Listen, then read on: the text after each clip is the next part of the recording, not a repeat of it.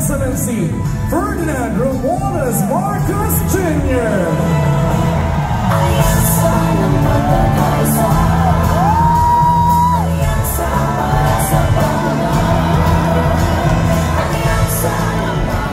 Masya Louie, ano ang sigaw? 12! 12! 12!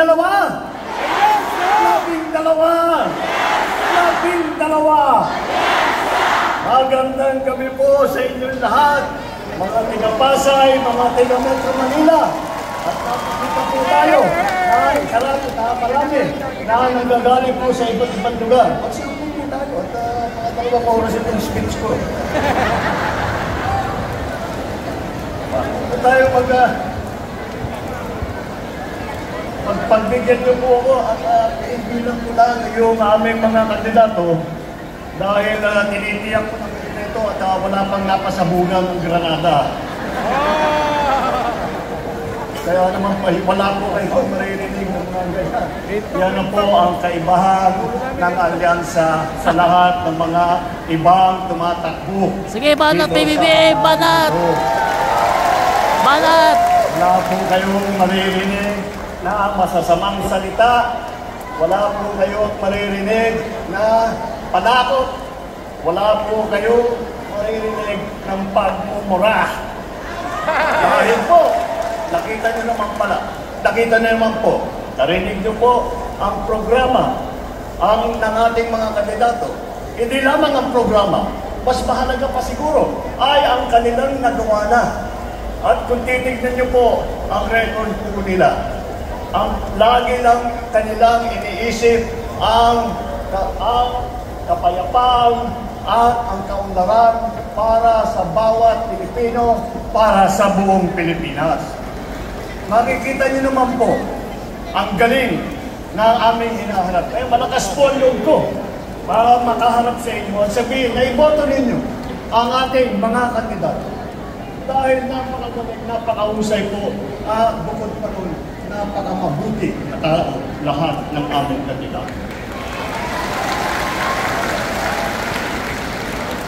Kung iisa-isahin po natin, kaya alam naman natin, napakagaling lahat. Narinig nyo na yan, kanilang mga achievement doon sa kanilang pinagdaanan ng iba't ibang mga posisyon sa pamahalaan, sa serbisyo publiko.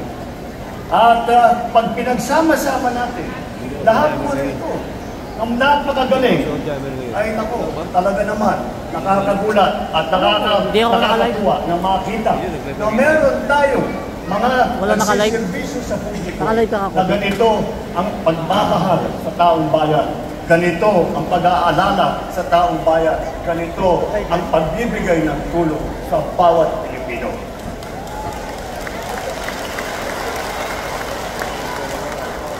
Tignan po natin ang ating grupo dito. Baka hindi po nyo nabibilang.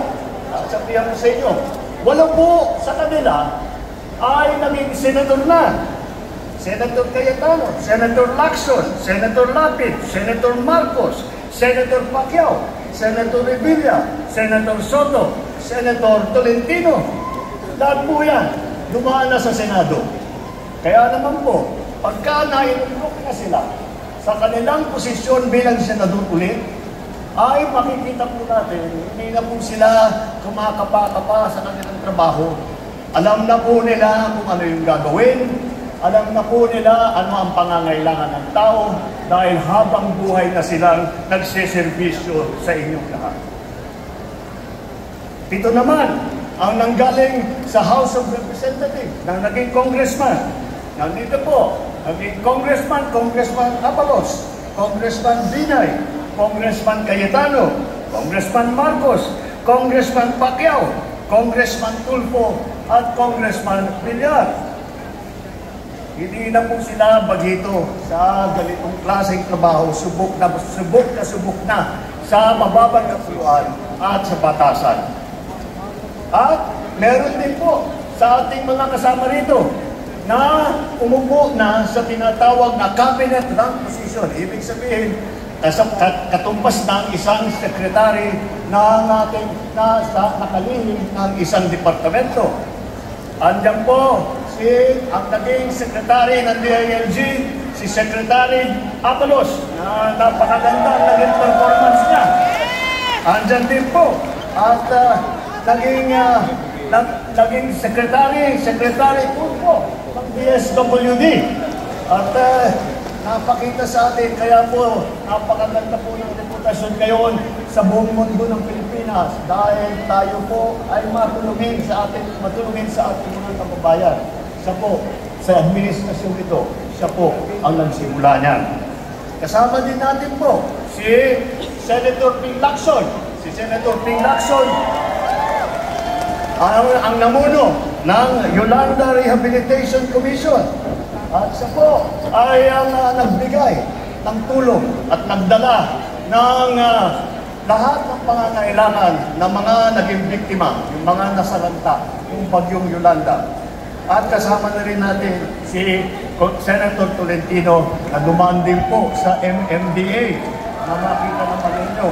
At dahil napakahirap po na trabaho yan, kagaya ng nabanggit ni Benhur, ni Mayor Benhur, ni Secretary Benhur, sinabi nga niya, ang kanyang tinutulungan pag MMDA ka ay lahat ng mga mayor, lahat ng mga iba't ibang lungsod, lahat ng iba't ibang bayan na nasasama sa Metro Manila. Kaya po, ngunit yung mahirap na trabaho yan ay nagawa na at maganda ulit ang kanyang performance. Alam nila ang gobyerno, kabisado nila mula sa matataas na posisyon at hindi na sila nagdadada na basta dandan, gawa lang sila ng gawa, trabaho lang sila ng trabaho. They will stand in the Senate not to oppose but to propose. Ibig sabihin, wala silang hinahanap na panggulo. Wala silang iniisip na pagwatak-watakin ang Pilipinas. Wala silang iniisip kung hindi ang pagkakaisa para sa kabubuti ng ating bansa. Narinig nyo rin po ang tatlo sa aming kandidato na naging gobernador. Andyan po ay yung aming kapatid, naging governor ng lungsod namin sa Ilocos Norte. At nandyan din po ang Governor Lito Lapid ng Pampanga. At ang napakalaking probinsya ay hinawakan din po ni Governor Bong Revilla.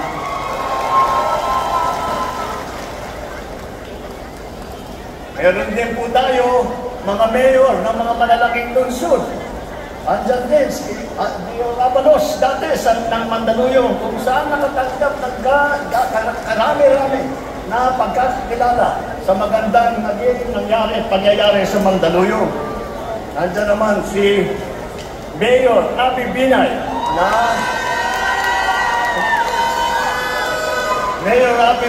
maraming dalampala galing sa Makati. At siya po ay humawak ng Makati, yung pinakamayaman na lungsod sa buong Pilipinas. Alam niyo po, kung makakalain po ninyo na dahil maraming pera, maraming pondo, ang isang lungsod ay madali ang trabaho. Hindi po, mas nagiging mahirap ang trabaho dahil sa dami ng kailangan gawin at sa dami ng kanilang mga iniisip na inisyatibo pampaganda ulit ng buhay ng bawat Pilipino. Andyan din po ang si Senator Tolentino na naging mayor naman ng Tagaytay. At huwag natin makakalimutan na alam niyo po, baka hindi niyo po alam, na ang unang Senator Soto ay si Senator Vicente Soto na galing naman sa Cebu. At hindi lamang yun. Si Senator Soto rin ay dumaan din sa LGU, dumaan din sa local government. Ay vice mayor naman sa Quezon City. Kaya makikita ninyo, napakalawak na ang kanilang karanasan. Napakalalim na ang kanilang dedikasyon sa trabaho ng pagsiservisyo sa publiko. Hindi po natin kinakalimutan ang ating mga kababaihan. Dahil apat po sa ating mga kandidato, apat po sa kanila ay babae. Hindi lamang po na pangkaraniwan ng babae. Matagal ko na pong kilala silang lahat. Ang titibay nitong mga ito, akala mo sa tapang nila parang mga sundalo. Kaya maaasahan ninyo na ipagtatanggol nila ang karapatan ng mga kababaihan at maririnig ang boses ng kababaihan sa Senado. Kung sa pambabatas naman, apat po sa kanila ay abogado. Ang abogado po, nandito si Benhar Abalos, si Abby Binay, si Pia Cayetano, si Don Valentino. Puro po magagaling na abogado, sanay na sanay sumulat ng mga gandang batas na hindi na kailangan pag-aralan ang mga bagong pangangailangan, ngunit alam na nila dahil nasubukan na nila at nadaanan na nila. At problema lamang pagka ito ba nasa pagsama-sama ng mga abogado, alam mo naman, magkasama mo na lahat yan. At laging magandang usapan. Hanggat napunta ang usapan na nagtatalo sila kung sino yung pinakamagaling na abogado. Yun lang naman ang problema. At sa paggagaling sa iba't ibang lugar ng Pilipinas, tignan po natin kung saan sila po nang galing. Unahin po natin si Senator Manny Pacquiao ng Bukidnon, Sarangani at Jensan. At si Edwin Tulfo naman na Dabawenyo ay siya'y lumaki sa Davao Oriental at sa Sulu, kung saan na destino ang kanyang ama na naging bayani ng Pilipinas. Ang nanay naman namin ni Aimee ay, alam niyo naman siguro, si Imelda, 100% waray po. At alam natin, baka hindi niyo po nalalaman na ang mga ninuno ni Camille Villar, sila po ay nanggaling sa Iloilo. Mga Ilonggo po. Mga kababayan, malinaw po sa kanilang pagtalumpati at sa kanilang mga pinapadalangin para sa ating bansa na kung ano ang direksyon ng alyansa. Ito ay ang kauntaran. Hindi pag-aaway-away, hindi ang pag-aapi. Ang kailangan po natin ay mag-unlad. Hindi po nananakot at hindi nagsisisigaw. At ang kailangan po natin ay solusyon. Hindi po ang mga maiinit at naanghang na salita na wala namang kinalaman at wala namang kabuluhan. Ang mga kandidato ng alyansa ay kasama natin sa pagtataguyod ng interes ng kapakanan ng bawat Pilipino. Ipaglalaban natin ang ating soberanyo at karapatan sa pamamagitan ng diplomasya at dignidad. Hindi natin isusuko ni isang pulgada ng ating teritoryo at hindi tayo kailangan sumunod sa kahit na sinong mga dayuhan na kahit na pang sabihin nila. Tayo po ang may ganap na karapatan at dapat makinabang sa yaman ng ating sariling bayan. Sa laban kontra naman sa krimen at droga, hindi natin kailangan dumaan sa madugong solusyon.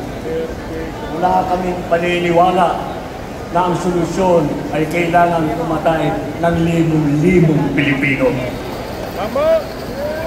May tamang paraan para tiyakin ang kapayapaan at kaayusan.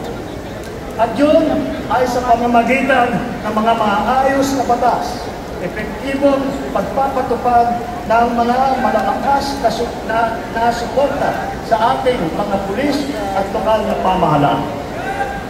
Sa ekonomiya naman at sa trabaho, hindi natin kailangan umasa sa iligal na mga industriya tulad ng Pogo na naging pugad ng krimen at karahasan.